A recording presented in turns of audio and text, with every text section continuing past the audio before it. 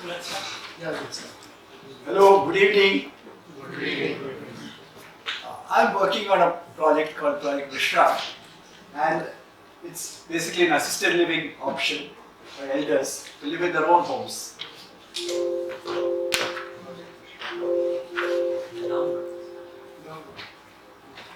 Now, a typical case is I'm staying in a colony of 540 flats, and there's a retired air marshal, about 85 years old.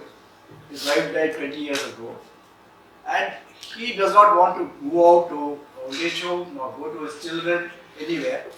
He likes to stay on his own, and he's got his own network of people, a few people. He knows whom to call. He's happy. But he doesn't like to call unless it's a real emergency. So one day, the food supplier went and rang the bell, and he was shouting from inside, "I'm coming." The door was not opening. Somehow the call reached to me. He was staying on the first floor. I was able to jump from the first floor of the other house across. Went inside. He's lying flat on the ground. He said, "Why have you come?" He's bleeding. And that's the type of cases which we have. Children are concerned. His children are, one is in San Francisco area, another is in that high spiritual level, Aurobindo Ashram and all that. So this is a typical case where the elderly don't like to go move out from their familiar surroundings. At the same time, they are helpless. Now, what's the solution? Now, we've got enough number of services available through apps and telephone numbers of all service providers. The option is, if this could be leveraged. Now, if you talk of smartphones again, as an elderly person, I don't have a smartphone. I don't know how to use a smart app. So what do? So that's where we have the app is meant for the relationship managers who are sitting at home. And who are the relationship managers? Relationship managers could be housewives or people with disability sitting at home. They don't need to move out anywhere. All that the elder person needs to do is, he has to just touch the screen of his phone and it goes to multiple relationship managers. Like how when you want to book a Ola or Uber, you touch the screen, it goes to multiple drivers. The drivers can choose to take it or not take it, depending on their business. So similarly, that's a model which I'm trying to work on. About that. Now, this is again a repeat of what I said. It's an assisted living option. It's not for emergencies. Right now, we are not thinking in terms of an emergency. It's a cost-effective assisted living option. What are the other options? You go to a old age home, it's very expensive. You go to an assisted living place, it's very expensive. I've seen a number of these things in India and outside India. They're terribly expensive and it's not affordable.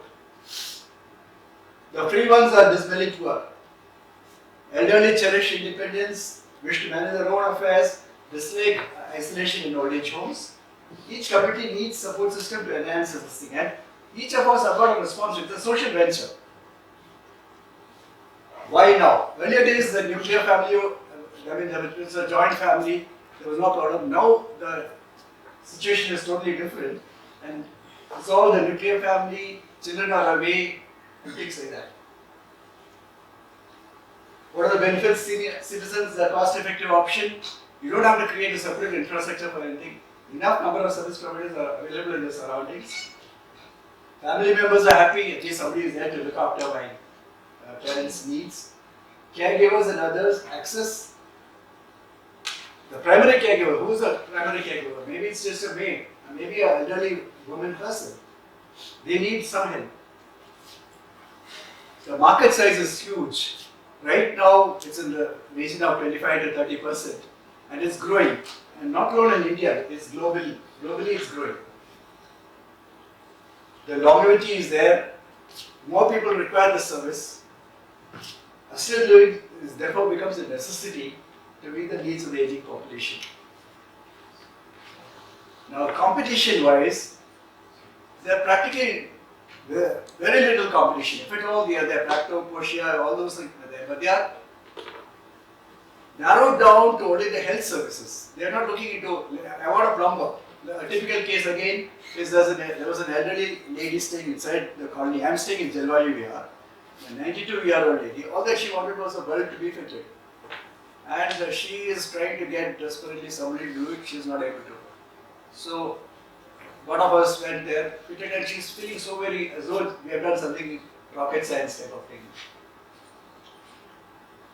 How it works, it's an aggregator of apps and telephone numbers, and it's meant for the relationship managers. So now here, any of the relationship managers can pick up the call. It's not necessarily that. The thing is, it's an app for the relationship managers. The relationship manager comes, they choose which app to select among the service provider, and it's an aggregator of apps and telephone numbers. Last minute. Okay. The business model, we've all been doing it. Each of us have been doing this in our own way with different groups of people. To make it a business model, I don't have it. Right now, I need help in that area. I need to make a business plan and things like that. That's it. Thank you. How does this whole thing work? Like the elderly chooses an app and then. No, the elderly just touches a screen which will say help or something like that. No? It goes to multiple relationship managers. It's like an SOS. SOS button. There are watches available. My biggest problem is one, like what you had said itself, the elderly people inherently dislike using smartphones. True. Number one. Number two, accidental triggering of calls could be very high if you just open, if you keep an input that is available on the screen at any time. Third practical problem could be the drainage of the battery. If your screen is going to be on for even for my own case, if I don't wear the glasses, I find it difficult to maneuver through the thing.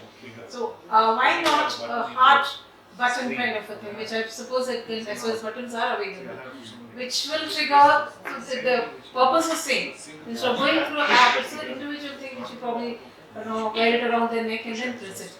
That way your accidental triggering will not happen and they don't have to rely on the screen, whatever it is. We tried this through a phone with the press of a button, the watches type of thing. But they are not, the app developers say it's not very easy to integrate. Because my problem is that with an app is that the visibility is a problem. Even I today at this age I find it difficult. If I don't wear my glasses, I can't maneuver through the screen because everything looks blurred. So elderly, especially those who are 70 plus, will definitely have a problem. Especially in terms of an emergency. See, and it's a regular thing like what you said. Well, this is not meant for an emergency. No, it's not meant for an emergency. So, I didn't quite catch your name. Yeah. I said I didn't catch your name. I'm Thomas. I'm Wing Commander Thomas Varghese. I retired from the Air Force, premature retired. So I've been working with people with disability and the elderly. So my name is Shri. My question here, since you're saying that it's not for emergency, then looking at it from an app-based angle is where you're going to face issues with compatibility. You do the same thing which is geographically concentrated, and you have RMs who actually volunteer time, and therefore your entire process, because I come from the same background. My dad used to be in the Air Force, and as kids we created these groups where we would go out and when people were moving in, stock their kitchens, have the house clean. We should do those things, and even at Jalwayu we have. Now my question is, does it have to be an app, number one? Or are there offline models that will serve the same purpose and will work comfortably? Offline models, we're all doing it. I'm sure you are doing it even now among your own friends and relatives and neighbors. Correct. The thing is, how do you make it into a system where with just a press of a button or whatever way you reach that, it goes to multiple. So then you have to have an off, or even if it's online, it will have to be away from your base technology, which is maybe not your phone at all. Yes. Could be. Be a single gadget. With AI around, Yes. and with things like the Amazon or Google Home or what's that lady called Alexa. now? Alexa. Alexa. Yeah. All of them. Yes. If those are triggers, then you are obviously in need for them to physically reach out. Because I found that my parents are early kicked with Alexa. And brother, namesake of yours, Joseph Thomas, he kind of runs his entire house with Alexa. Right? So I'm saying those triggers, and if you look at coming in, if you take this, your connectivity and the way you trigger it to an RM can be obvious. Think about it. Couple of points I'd like to make. One is, in the US you got that 911 service. Here, the equivalent in your business model would be these RMs, as you call them. Could you have a small hardware gadget, which if it is pressed, it goes to 5, 7, 10, whatever number of people. There are watches like that already there. That does the job for you. So why do you need a phone? Number one. If you now you yourself have come up with the No, solution. the thing Then is, the question I arises. want a tap washer to be changed. What do I do?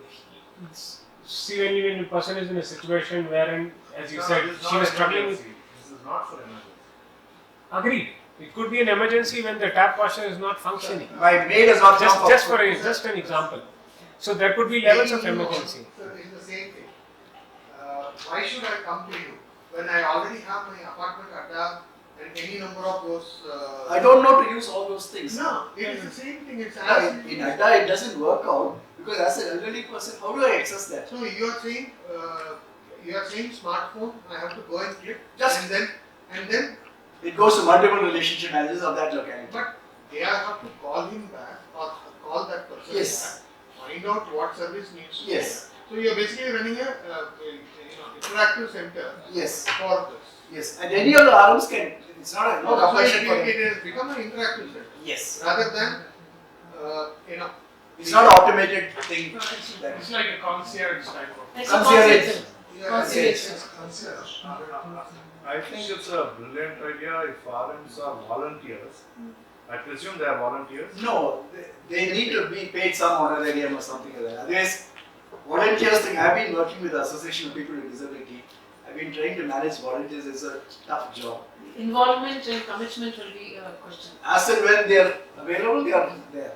And then, whereas when you say that you're paying something per call, say 25 rupees or 30 rupees. But then that actually required you to train these volunteers properly first Yes. and say what sort of situations they can handle. Yeah. See, it's one thing to say that I will not take emergency calls, but there could be a very likely possibility that There will be. they have to face Yes. emergency situation day in and day out. So how do they handle it? No, this, Those They- things need to be like a lot of They- thought has to go no, into. they would do all those things, but we are not committing that we'll do for So emergency it's, services. no, you're not committing, but you will be put in a You will be. position to do that. Yes. So I think you require a lot of training when it comes to these volunteers. It can't be just a volunteer coming and doing. You need to have trained staff to do it, especially when you're handling elderly people. So that requires, I think, a lot of thinking which needs to go in. But the idea actually is brilliant because almost every other day I've been talking to people. Yesterday also somebody I met who said they went to this place called Ananani in Coimbatore. They provide assisted living, which is I very went good. and stayed there and another to understand how they are running. So they do seem to be doing a very, very professional job. But at the same time, I do understand when you say that elderly people don't want to move from their familiar circle, because I struggled with my mother for about 8 years in her last stages. In her 80s, she just doesn't want any change. She didn't even want to change the maid who was coming and going because they wanted the familiar places and familiar faces. From one room to another room, they won't They want. don't One want- bed to another bed. They no. don't. They are quite particular about those things. So handling those idiosyncrasies will be a big challenge for you when you're putting volunteers there. So we just stop here and see now how many of you can help with his ask, which is primarily one is on the business model. What else are you asking for? One is the app itself need to be a fine-tuned one. Right now, I got a very crude app. It's not. Is that all the presentation? Yeah, that's it. Okay. So who else? Who can offer to help? If you can do a show of hands, you could also talk to them. And you gentlemen, you could note, mark a note that if you can help with, you could put it on and also share your number that We'll be sharing these pages with him, Okay. so he can follow up on that. Whatever you can help with, you can just write it down. And whoever can help with one on the tech side, anybody can help with. So you could follow up with him. Or share it. Thank you. And how many of you think it's a great idea? So I think you're somewhere on the right side. And how many of you can help in any which way, whatever he is asked and beyond that? Thank you. So there are quite a few, so you could just take it up after we finish. There'll be coffee time, so you could just connect with whichever way, because we will run short of time if you have to take anybody's house, they can help. Right. Thank you. Thank you.